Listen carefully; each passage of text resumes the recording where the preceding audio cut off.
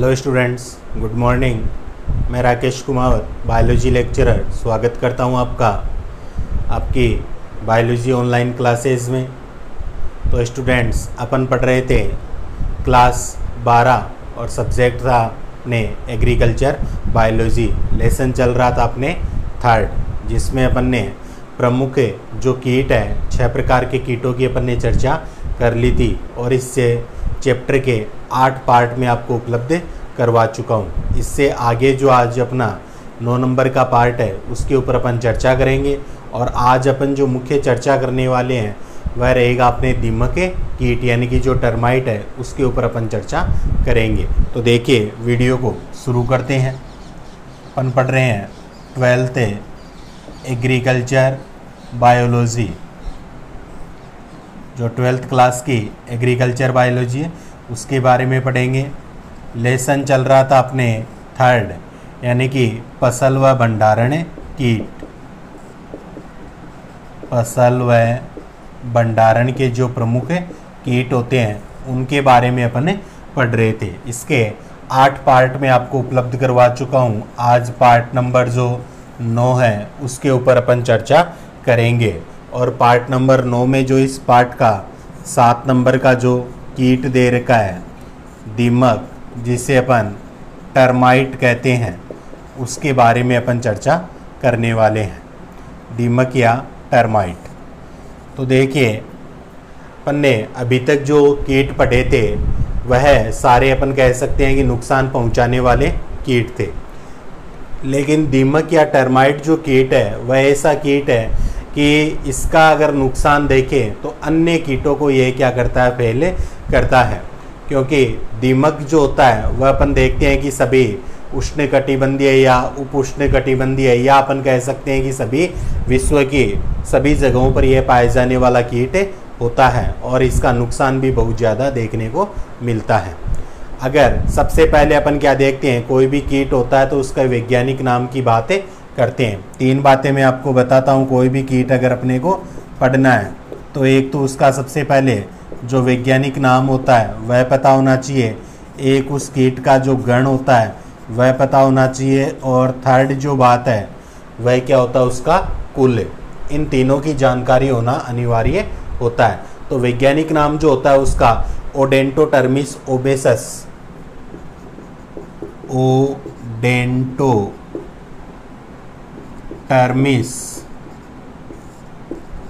ओबेसस, ओडेंटोटर्मिस ओबेसस जो होता है वह अपन कहते हैं कीट का वैज्ञानिक नाम होता है। और इसके गण की बात की जाए तो आइसोप्टेरा क्या होता है, इसका गण माना जाता है। गण की अगर अपन बात करें तो आइसोप्टेरा क्या होता है, इसका गण होता है। और कुल की बात करें तो टर्माइटिडी, टर्माइटिडी वह क्या माना जाता है, इसका कुल माना जाता है। तो सबसे पहले तो कोई भी कीट अगर अपने पढ़ें तो इन 3 बातों का अगर अपने को पता है तो ये मानते हुए चलिए कि अपन आधे या 1 नंबर का कार्य कर चुके हैं। अगर इस कीट से संबंधित 4 नंबर का अपने से क्वेश्चन पूछा जाए कि दीमक कीट के ऊपर लेख लिखिए या टिप्पणी लिखिए, तो अपने को अगर ये 3 जानकारी प्राप्त है तो यहाँ पर अपन ने लगभग आधे नंबर या 1 नंबर का कार्य कर दिया है। इसके पश्चात अपन बात करते हैं इस कीट के जो प्रमुख लक्षण होते हैं उनके। इससे पहले मैं बताना चाहूँगा कि कीट जो होता है वह एक सामाजिक कीट अपन इसे मानते हैं। यह जो दीमक होता है उसे एक सामाजिक कीट की संज्ञा दी गई है, यानी कि यह समाज में क्या करता है कि अपने सभी के साथ में निवय करने का कार्य करता है। यह विश्व के सभी जो कटिबंधीय या उष्णकटिबंधीय उप उष्णकटिबंधीय जो भी क्षेत्र होते हैं, या कह सकते हैं कि वर्ल्ड के सभी देशों में पाई जाने वाली प्रमुख प्रजाति अपन इसे मानते हैं। तो यह क्या एक है, सामाजिक कीट की श्रेणी अपन इसे देते हैं। कीट को सामाजिक कीट की श्रेणी दी गई है। इसके अलावा अपन कहते हैं कि जो दीमक होती है उसे अपन व्हाइट एंट के नाम से भी जानते हैं। दीमक को क्या कहते हैं, व्हाइट एंट। व्हाइट एंट का मतलब क्या हो गया, सफ़ेद चींटी के नाम से भी अपन इसे जानते हैं। क्योंकि रंग में अपन देखते हैं सफ़ेद दिखाई देती है, इसलिए वाइट एंट कहते हैं। यह जो दीमक होती है यह क्या होती है, टर्मेट एरिया में निवास करती है। दीमक जो कीट होता है टर्मेट एरिया में निवास करता है।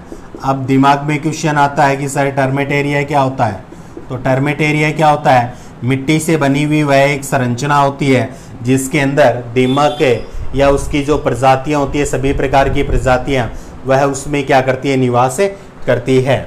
टर्मेट एरिया मिट्टी से बना हुआ अपन मान सकते हैं इनका एक घर होता है जिसके अंदर यह क्या करती है, निवास करती है, उसे अपन टर्मेट एरिया कहते हैं।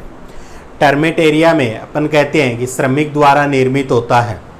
टर्मेट एरिया का निर्माण अगर देखें तो किसके द्वारा होता है, जो इसकी प्रजाति होती है ना, श्रमिक प्रजाति, टर्मेट एरिया श्रमिक द्वारा निर्मित माना जाता है। अब यहाँ पर आप कहेंगे सर श्रमिक क्या है, तो दीमक की मुख्य 4 प्रजातियां होती है। एक तो होते हैं श्रमिक होते हैं, दूसरे होते हैं सैनिक होते हैं, और थर्ड अकंद कहते हैं राजा, और चौथी जो प्रजाति होती है वो होती है रानी होती है। तो इनमें से लगभग अगर एक निवय की बात करें कॉलोनी की, तो लगभग 80 से 90% तक क्या पाए जाते हैं, श्रमिक होते हैं जो श्रम का कार्य करते हैं, यानी कि पूरे परिवार का जो पालन पोषण की जिम्मेदारी होती है वह इन्हीं के ऊपर होती है। ये घर का निर्माण भी करते हैं और परिवार का पालन पोषण भी करते हैं, तो वह कार्य श्रमिक के द्वारा ही किया जाता है। टर्मेट एरिया का निर्माण भी इनके द्वारा ही होता है। इस टर्मेट एरिया में अपन कहेंगे कि जो विभिन्न प्रजातियां होती है वह निवास करती है। अब आगे अपन देखें तो बनावट व कार्य के आधार पर, बनावट व कार्य के आधार पर 4 प्रजातियां देखने को मिलती है अपने को। बनावट व कार्य के आधार पर अगर अपन देखें तो 4 प्रजातियां देखने को मिलती है। फर्स्ट अगर अपन बात करते हैं श्रमिक, श्रमिक जो होती है जिन्हें अपन क्या कहते हैं, वर्कर के नाम से जानते हैं। दूसरी जो प्रजाति होती है वो होते हैं सैनिक, जिन्हें सोल्जर भी कहा जाता है। और थर्ड जो होती है राजा, और चौथी जो होती है वह रानी। रानी को अपन क्यून के नाम से यहाँ पर जानते हैं। तो ये 4 प्रजाति, तो राजा का यहाँ पर अपन लिखेंगे किंग। तो वर्कर, सोल्जर, किंग और क्यून, ये 4 प्रजातियां मुख्य रूप से अपने को देखने को मिलती है। अब इनके बारे में एक एक करके अपन यहाँ पर चर्चा करते हैं। सबसे पहले अपन चर्चा करेंगे श्रमिक, या जो अपन मानते हैं वर्कर जो होते हैं, श्रमिक या वर्कर। तो देखिए दीमक की अगर कॉलोनी या निवय की अगर अपन बात करते हैं तो उसमें सबसे ज़्यादा मात्रा में जो होते हैं वह क्या होते हैं, यही होते हैं श्रमिक जो होते हैं। टोटल अगर देखें निवय का 80-90% जो होते हैं वह श्रमिक होते हैं। और ये क्या करते हैं, श्रम शक्ति होती है इनके अंदर, यानी श्रम शक्ति कार्य करते हैं। परिश्रम का जो कार्य किया जाता है वह श्रमिक के द्वारा ही किया जाता है। इसके लिए क्या होते हैं, इनके मुखांग जो होते हैं ना, मुख के जो पार्ट होते हैं, माउथ पार्ट्स, वह क्या होते हैं, काफ़ी मजबूत व दृढ़ होते हैं। इनके मुखांग मजबूत व दृढ़ होते हैं। ये क्या करते हैं, परिवार का पालन पोषण की जिम्मेदारी इन्हीं पर होती है। इसके साथ ही ये क्या करते हैं, घर का निर्माण करते हैं, यानी कि टर्मेट एरिया निर्माण जो होता है वह किनके द्वारा होता है, इन्हीं श्रमिक या वर्कर के द्वारा अपन कहेंगे टर्मेट एरिया का निर्माण किया जाता है। दूसरा अपन मानते हैं, दूसरी जो प्रजाति आती है वह आती है सैनिक, जिन्हें सोल्जर भी कहते हैं। सैनिक या सोल्जर, यह क्या होते हैं, जैसा कि नाम से ही होता है सैनिक, यानी कि यह लड़ने का कार्य करते हैं। और यह अगर अपन देखें तो पूरी जो इनकी कॉलोनी होती है उसमें लगभग 3 से 5% तक उपस्थित होते हैं।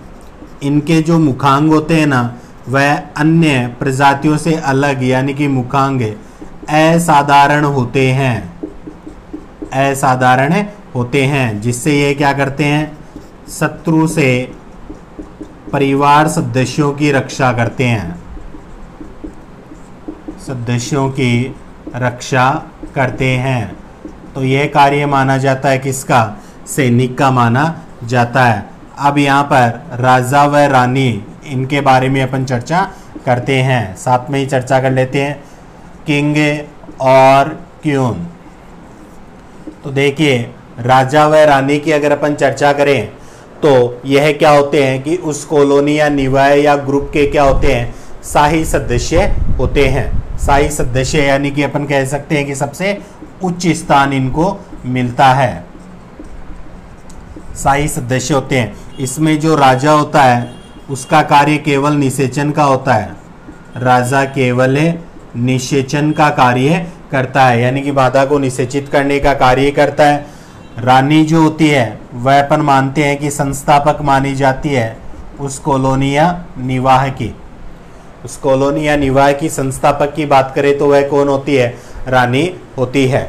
और जनक भी अपन इन्हें मानते हैं, राजा व रानी होते हैं वह इनके जनक माने जाते हैं। रानी को मुख्य रूप से जनक की संज्ञा दी जाती है।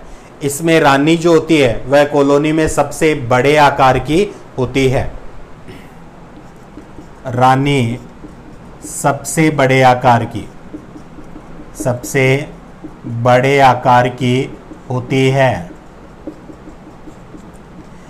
इसकी जो मादा कीट होते हैं यानी कि रानी होती है, मादा कीट द्वारा 1 सेकंड में 1 अंडा दिया जाता है। दीमक में जो मादा कीट होते हैं उनमें 1 सेकंड में 1 सेकंड में 1 अंडा दिया जाता है। और यह प्रक्रिया अपन कहते हैं कि जब तक उनका जीवन काल रहता है तब तक यह प्रक्रिया होती है वह चलती रहती है। इसके कुछ प्रजाति अपन अगर देखें तो इसकी कुछ प्रजाति 1 वर्ष में 70 से 80 हजार तक अंडे देती है। कुछ प्रजातियों की अगर अपन बात करें तो वह एक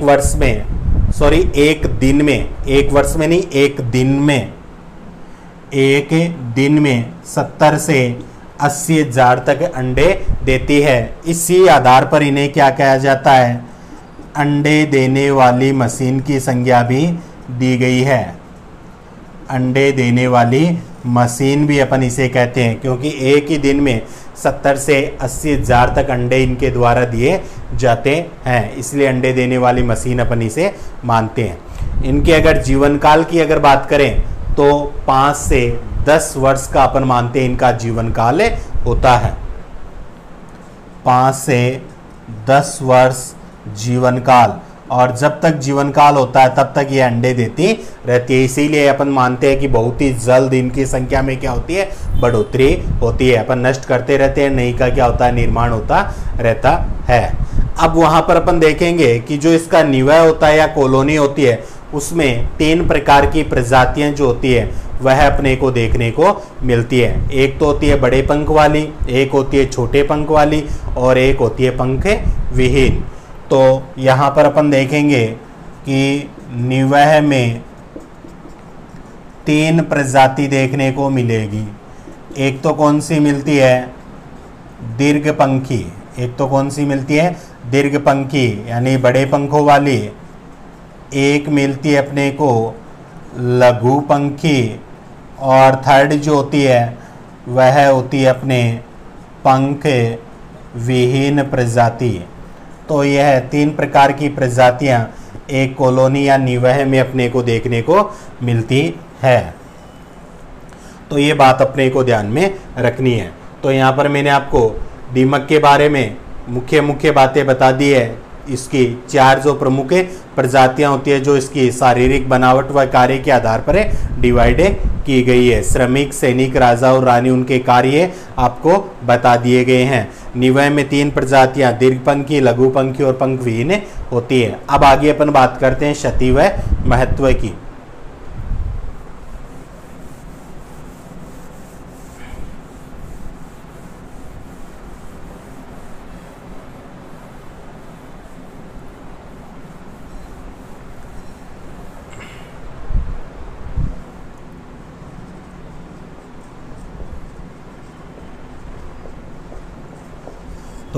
अगला पॉइंट है अपन इसी में देखते हैं क्षति महत्व।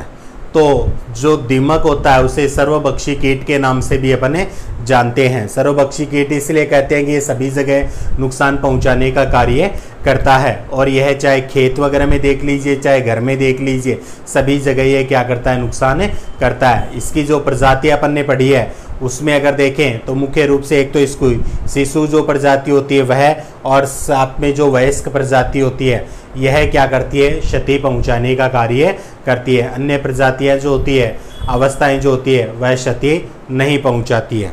इस कीट का जो प्रकोप होता है वह सबसे ज़्यादा अगर अपने को देखना होता है तो कोई भी नर्सरी या पौधशाला जो होती है जहाँ पर पौधों का रोपण होता है या उन्हें रखा जाता है, तो वहाँ पर प्रकोप जो होता है वह सबसे ज़्यादा देखने को मिलता है। या अपन कहते हैं कि कोई भी अगर अपन नया पौधा लगा रहे हैं तो वहाँ पर भी अपने को प्रकोप इसका ज़्यादा देखने को मिलता है। इसके बाद में अगर अपन देखें तो यह क्या करती है, पादपों के अंदर यह क्या करती है, पादपों के अंदर मिट्टी की एक सुरंग बना लेती है, मिट्टी की एक सुरंग बना लेती है, और अंदर ही अंदर अपन मान सकते हैं कि पूरे पादप को ये क्या करती है, उसकी छाल को खाकर बिल्कुल खोखला बना देती है। और इसके द्वारा जो मिट्टी की सुरंग या गैलरी बनाई जाती है उसकी विशेषता होती है कि यह रात्रि में ही तैयार की जाती है, जिसके बाद में पूरे जो दीमक होते हैं उसके अंदर रहते हुए उस पादप को या उस लकड़ी को अंदर से बिल्कुल छाल को खाकर क्या करते हैं, खोखला बना देते हैं। और अपन मानते हैं कि यह इनसे जो प्रभावित जो पादप होता है वह इतना खोखला हो जाता है कि हाथ से उखाड़ने पर आसानी से उखड़े जाता है। इसका प्रकोप अगर अपन देखें, दीमक जो होता है इसका प्रकोप अगर देखें तो अपन मानते हैं कि सिंचित क्षेत्रों की तुलना में असिंचित जो क्षेत्र होते हैं जहाँ पर सिंचाई वगैरह कम या न के बराबर होती है, वहाँ पर अपन कहते हैं प्रकोप जो होता है वह ज़्यादा होता है। सिंचित क्षेत्रों में अपन मानते हैं कि वहाँ पर पर्याप्त जल की मात्रा होने के कारण अपन मानते हैं इनका जो प्रकोप होता है वह क्या होता है, कम होता है।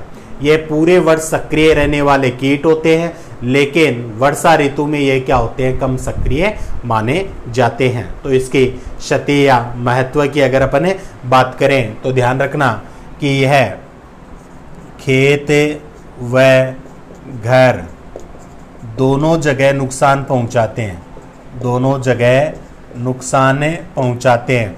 और मुख्य रूप से नुकसान के लिए मैंने आपको बताया कि एक तो इसकी शिशु जो अवस्था होती है वह शिशु, और एक होती है प्रौढ़ अवस्था। शिशु व प्रौढ़ क्या करते हैं, ज़्यादा क्षति पहुंचाने का कार्य करते हैं। ये क्या करते हैं, पौधे के अंदर सुरंग बनाकर उसकी छाल जो होती है ना, छाल खाकर उसे खोखला बना देते हैं, छाल को खाकर उसे खोखला बना देते हैं, छाल खाकर उसे खोखला बना देते हैं। इसके अलावा मैंने आपको बताया कि इनके द्वारा जो सुरंग या गैलरी बनाई जाती है वह रात्रि में बनाई जाती है, रात्रि में बनाई जाती है। इनका जो प्रकोप होता है वह असिंचित जो क्षेत्र होता है, असिंचित क्षेत्र में प्रकोप ज़्यादा होता है। और वर्षा ऋतु में अगर अपन देखें, वर्षा ऋतु में ये क्या होते हैं, कम सक्रिय होते हैं। वर्षा ऋतु में अपन देखें तो ये क्या होते हैं, कम सक्रिय होते हैं। यह भी अपने को ध्यान में रखना है। इसके अलावा बताने की आवश्यकता नहीं है, अपन सब घरों में रहते हैं या खेतीबाड़ी का कार्य करते हैं तो वहाँ पर इनके प्रकोप अपन देखते हैं, प्रैक्टिकली अपने को देखने को मिलते हैं कि जिस भी लकड़ी या पादप पर अगर एक बार दीमक लग जाती है तो वह उसे क्या करती है, पूरा नष्ट करके ही छोड़ती है, बिल्कुल अंदर ही अंदर उसे खोखला बना देती है। पादपों की यह स्थिति होती है, कई बार पादप जो होता है वह हाथ लगाते ही गिर जाता है, क्योंकि अंदर से उसका सारा मटेरियल खाया जा चुका है, वह बिल्कुल खोखला या कमज़ोर हो जाता है। तो वह कार्य किसके द्वारा होता है, दीमक के द्वारा ही होता है। अब जो दीमक है उसे अपन मानते हैं कि कई प्रकार की दवाइयाँ वगैरह छिड़काव करके अपन नष्ट करते हैं, लेकिन अपन देखते हैं कि अगले ही दिन या कुछ दिनों पश्चात अपने को उतनी ही मात्रा में वह वापस दिखाई देती है। इसका कारण मैंने आपको बताया था कि इसकी कुछ प्रजातियां होती है वह एक ही दिन में 70 से 80 हजार तक अंडे दे देती है। अगर इतने अंडे एक दिन में दिए जा रहे हैं तो सपोज कीजिए ऐसी कितनी प्रजातियां पाई जाती है, तो अंडों की संख्या बहुत ही ज़्यादा हो जाती है। इसीलिए दीमक को अपन क्या कहते हैं, अंडे देने वाली मशीन भी कहा जाता है। इसकी जो नॉर्मल प्रजाति होती है वह भी 1 सेकंड में 1 अंडे को तैयार करती है। अब अपन बात करते हैं इसके मैनेजमेंट या प्रबंधन की। इसका मैनेजमेंट या जो प्रबंधन होता है, और उसमें सबसे पहले क्या आता है अपने सस्य प्रबंधन की अगर अपन बात करते हैं, सस्य प्रबंधन जो होता है उसकी बातें करते हैं। सतीय महत्व है। सब पहले अपन जीवन चक्र की बात करेंगे, जीवन चक्र भूल गए, फिर उसके पश्चात सतीय महत्व आता है। तो पहले अपन बात किसकी करेंगे, जीवन चक्र। तो जीवन चक्र में अपन क्या देखते हैं स्टूडेंट्स, जीवन चक्र में अपन देखते हैं कि मानसून जो आता है, प्रथम जो बारिश होती है उसके पश्चात शाम को जो दीर्घ पंखी जो होते हैं, इनके अंदर मैंने आपको बताया था 3 अवस्थाएं पाई जाती है, दीर्घ पंखी, लघु पंखी और पंख विहीन। जो दीर्घ पंखी जो दीमक होते हैं ना, वो नर और मादा, वह क्या होते हैं, बाहर निकलते हैं, और बाहर निकल कर ये क्या होते हैं, प्रकाश की ओर क्या होते हैं, आकर्षित होते हैं और निषेचन का कार्य करते हैं। और निषेचन की क्रिया होने के पश्चात भूमि के अंदर चले जाते हैं, और भूमि में जाकर ये क्या करते हैं कि नपचुअल कोष्ठ बनाते हैं। नपचुअल कोष्ठ का मतलब मिट्टी की जो संरचना होती है एक प्रकार की, उसका निर्माण करते हैं, और उसके अंदर क्या दिए जाते हैं, अंडे दिए जाते हैं। और इनके अंडे जो होते हैं ना, वह किडनी शेप यानी कि गुर्दे की आकृति के माने जाते हैं। और अगर देखा जाए तो गर्मी में 7 दिनों में अपन देखें तो अंडों से जो शिशु या गिडार अवस्था होती है वह क्या होती है, प्राप्त हो जाती है, यानी कि अंडों से शिशु बाहर निकल आते हैं। 6 माह में अपन इनसे देखते हैं कि श्रमिक या जो सैनिक बनते हैं उनका निर्माण हो जाता है। लेकिन अगर जन्निक प्रजातियां नर व जो राजा व रानी का अगर निर्माण होता है तो 1 से 2 वर्ष का क्या लगता है, इसके अंदर समय लगता है, और 1 वर्ष में केवल एक ही पीढ़ी इसकी पूर्ण मानी जाती है। तो जीवन चक्र की मुख्य बातें आपको बता देता हूं। मानसून के प्रथम बारिश के बाद, मानसून के प्रथम बारिश के बाद दीर्घ पंखी नर मादा भूमि से बाहर निकलते हैं। बाहर निकलकर क्या करेंगे, प्रकाश स्रोत की ओर आकर्षित होंगे, प्रकाश स्रोत की ओर आकर्षित होते हैं। इनके द्वारा प्रजनन किया जाता है, और प्रजनन के पश्चात भूमि में चले जाते हैं। भूमि में चले जाते हैं, वहाँ पर अंडे दिए जाते हैं। अंडे पीले रंग के अपने मानते हैं, और अंडे की शेप जो होती है वह किडनी शेप अपन मानते हैं, या गुर्दाकार आकृति के होते हैं।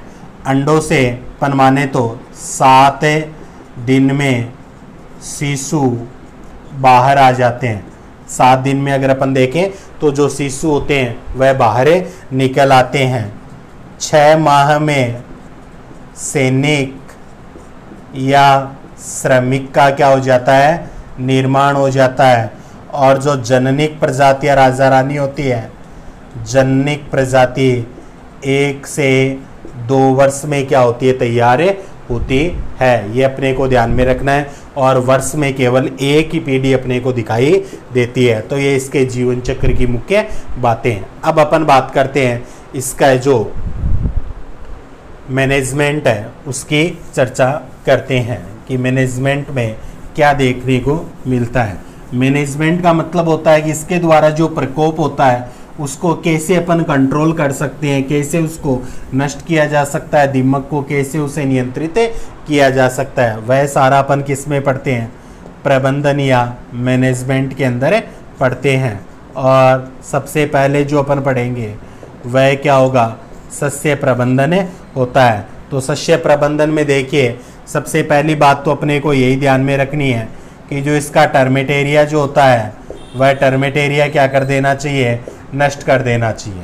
टर्मेटेरिया क्या कर देना चाहिए, नष्ट कर देना चाहिए, क्योंकि टर्मेटेरिया मिट्टी से बना हुआ इनका घर होता है, उसके अंदर इसकी सारी प्रजातियां होती है, तो उसको तोड़कर अंदर जितने भी जो सदस्य होते हैं उन सबको क्या कर देना चाहिए, नष्ट कर देना चाहिए। यह तो अपन मानते हैं। टर्मेटेरिया की खुदाई करनी चाहिए, जितना वह होता है उतनी वह सारी मिट्टी जो होती है वह बाहर निकालनी चाहिए, और बाद में सारे जीवों को नष्ट कर देना चाहिए जो इसके अंदर कीट होते हैं।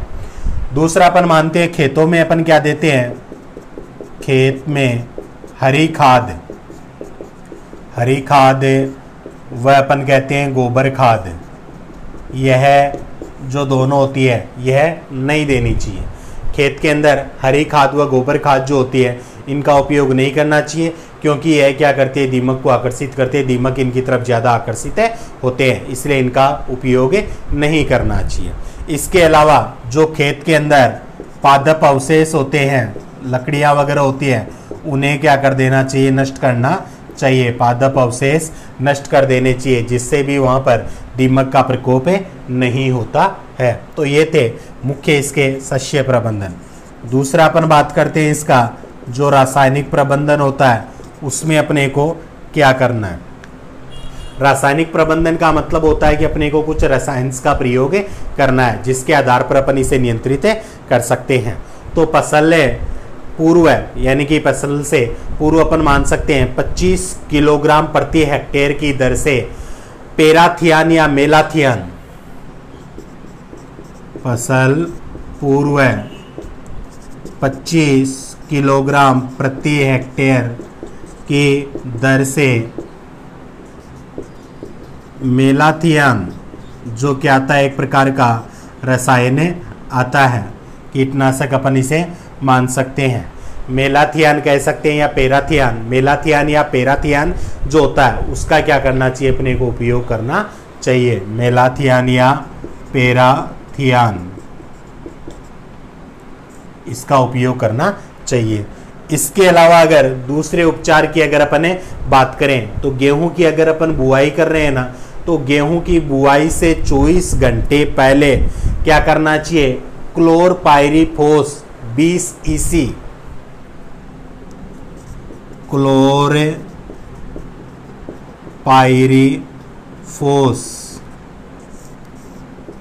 20 EC किसमें काम में लेना है अपने को, गेहूं के लिए बता रहा हूं। गेहूं की बुआई के 24 घंटे पहले अपने को क्या करना है, जो क्लोरपाइरीफोस होता है 20 EC या क्यूनोलफोस अपन ले सकते हैं यहाँ पर 25 EC, या क्या ले सकते हैं, क्यूनोलफोस 25 EC।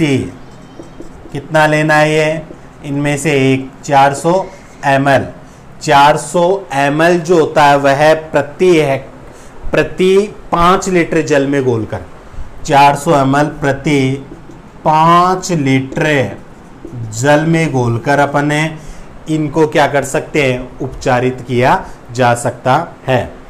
400 ml प्रति 5 लीटर जल में घोलकर प्रति क्विंटल की दर से अपन क्या करते हैं, उपचारित करते हैं, प्रति क्विंटल की दर से उपचारित करते हैं। यानी कि गेहूं के जो दाने वगैरह होते हैं उनको बोने से पहले क्लोरपाइरीफोस 20 EC 400 ml या क्यूनोलफोस 25 EC 400 ml प्रति 5 लीटर जल में अपन मानते हैं उपयोग करके प्रति क्विंटल की दर से क्या किया जाता, उपचारित किया जाता है।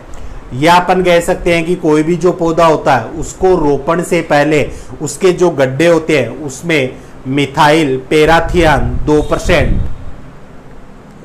गड्ढों में मिथाइल पेराथियान, मिथाइल पेराथियान 2%, या तो मिथाइल पेराथियान 2% या अपन कह सकते हैं मेलाथियान 5% चूर्ण जो होता है, मेलाथियान 5% चूर्ण जो होता है 50 ग्राम प्रति गड्ढे की दर से उपचार करना चाहिए, या मेलाथियान 5% 50 ग्राम प्रति गड्ढे की दर से क्या करना चाहिए, उपचार, यानी प्रत्येक गड्ढे में 50 ग्राम अपने को डालना है। क्या, या तो पेराथियान 2% या मेलाथियान 5% का उपयोग अपने को करना है, यानी कि जो पौधे लगाते हैं अपन गड्ढों में उनके लिए बताया गया। फिर अपन कहते हैं जो बाग बगीचे वगैरह होते हैं वहां पर अगर प्रकोप कम करना है तो वहां पर अपन क्या करेंगे, जो पौधे होते हैं उनकी अच्छी गुड़ाई वगैरह करनी चाहिए, यानी कि मिट्टी को उलट देना चाहिए। उसके पश्चात गुड़ाई करके जो कीटनाशक आते हैं उनका 200 ग्राम प्रति पौधे की दर से 200 ग्राम प्रति पौधे की दर से क्यूनोल-फोस 20 EC जो होता है 25 ml काम में लेना है। क्यूनोल-फोस 20 EC जो आता है उसे अपने को 25 ml से क्या करना है, 25 ml प्रति 5 लीटर जल में घोलकर, प्रति 5 लीटर जल में घोलकर क्या करना, अपने को काम में लेना है। तो ये इसके रासायनिक प्रबंधन है। फसल पूर्व क्या करना है, 25 किलोग्राम प्रति हेक्टेयर की दर से मेलाथियान या पेराथियान का उपयोग अपने को करना है। दूसरा, गेहूं की बुआई से पहले जो उसके गेहूं के दाने होते हैं उनको क्लोरपायरीफॉस 20 EC या क्यूनोल-फोस 25 EC में से किसी एक का 400 ml प्रति 5 लीटर जल में घोलकर क्या करना है, प्रति क्विंटल की दर से उपचारित करना है। फिर जो पौधों के जो गड्ढे होते हैं उनमें मिथाइल पेराथियान 2% या मेलाथियान 5% का 50 ग्राम प्रति गड्ढे के हिसाब से उपचार करना है। इसके अलावा बाग बगीचों में अगर अपन देखें तो वहां पर क्यूनोल-फोस 20 EC की 25 ml प्रति 5 लीटर जल में घोलकर क्या करना चाहिए, उपचार करना चाहिए। तो ये माने जाते हैं उसके मुख्य रासायनिक प्रबंधन। तो इस आधार पर अपन क्या कर सकते हैं, दीमक को नियंत्रित किया जा सकता है। तो स्टूडेंट्स, ये थी आज की क्लास अपने दीमक या टर्माइट के बारे में। आशा करता हूँ क्लास अच्छी लगी होगी और समझ में भी आया होगा। फिर भी अगर किसी प्रकार का कोई डाउट वगैरह होता है तो आप बेझिझक मेरे से पूछ सकते हैं। वीडियो देखने के लिए आप सभी का धन्यवाद। मिलते हैं अगले पार्ट में एक नए कीट के साथ। तब तक के लिए जय हिंद, जय भारत।